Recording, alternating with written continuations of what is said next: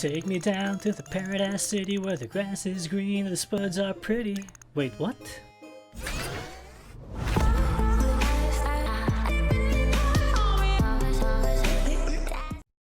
Wow, that title is a mouthful. Holy Potatoes, a weapon shop, is a simulation game developed by Daylight Studios for the PC. It's a game where you play the role of a young blacksmith who creates and sells weapons to heroes around the world. Now, where have I heard a concept like that before? If you haven't noticed it yet, everyone in this world is a potato, and it's also apparently a world filled with parodies of random pop culture icons. I mean, come on, Agent 46 is literally one number away from Agent 47. I'm guessing he's that rejected clone of Agent 47 who somehow turned into a potato for some reason. You also have several characters such as Gordon Freeman, Kratos, Gandalf, and Mega Man.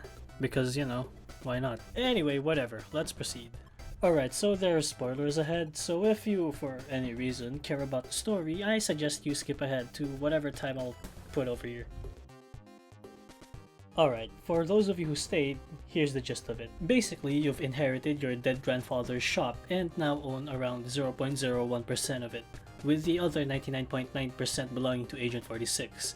As you work your way towards fame and fortune, you eventually find out that your grandfather is still alive and well after an assassination attempt by Agent 46.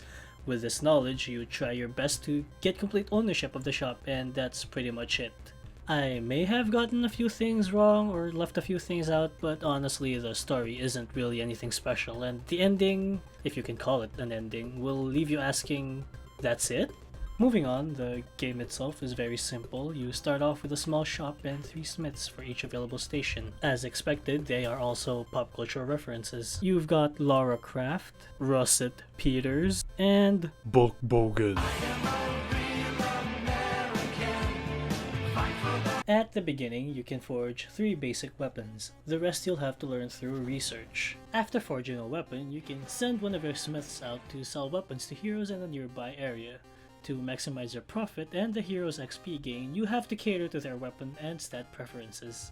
For example, this guy's primary stat is speed, and he likes daggers. So if you sell him a dagger with speed as its primary stat, you'll get a higher rating and higher earnings compared to if you sold it to someone who has different preferences. Simple enough, right? Later on, as you progress through the regions, you unlock several shop upgrades and the ability to hire more smiths to work for you. There are also several classes that smiths can specialize in. Early in the game, you'll find yourself assigning smiths to specific stations they specialize in, whereas later on, you'll be assigning people all over the place because you'll have an entire team of virtuosos and master smiths. Oh, and smiths gradually become depressed, so don't forget to send them out on a vacation every now and then. Why the long face, brother? You look like you need a break. One piece of advice that I'll give you is to just explore for materials. Once you unlock the ability to explore, you should just use that as much as you can during times where you aren't forging anything. Because of this, I actually kept Lara Croft until the late game due to her maxed out explorer skill. I never had to visit any of the shops after the first region thanks to this explore mechanic. Unfortunately, unlike the exploring skill, the merchant skill isn't that important because its benefits are, in my opinion, very negligible once you start raking in all that mad starch, and for this reason, I had to let go of Bulk Bogan early in the game. One thing I forgot to mention is that every year you're invited to the Golden Hammer Awards where the best weapons of the year are acknowledged. It gets hilarious because your competition barely gets better, if at all, so you'll find yourself winning a lot later on. There's really not much else to talk about. The game gets very repetitive, especially later on where you'll be creating the same weapons over and over again to grind fame and starch.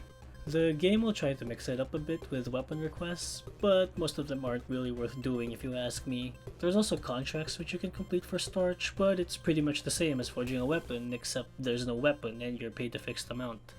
Overall, it's a pretty enjoyable sim game, but I don't really see much replay value in it. I guess you can replay it a couple of times to get all of the achievements, but that's pretty much it. If you haven't noticed from the main menu alone, it kinda looks like a part of a mobile game. This is because Daylight Studios develops mobile games, and correct me if I'm wrong, but this is their first PC game. They've released a new game a couple of weeks ago called Holy Potatoes, We're in Space? So that's cool, I guess, but I probably won't be covering it. I guess if you like drowning in pop culture references and are looking to kill some time, you'd probably enjoy this game. As for me, I think I'm pretty much done with it. Maybe I'll pick it up again in the future just for the sake of getting achievements, but I'm not really much of a completionist, so I guess. And it's a bit bold.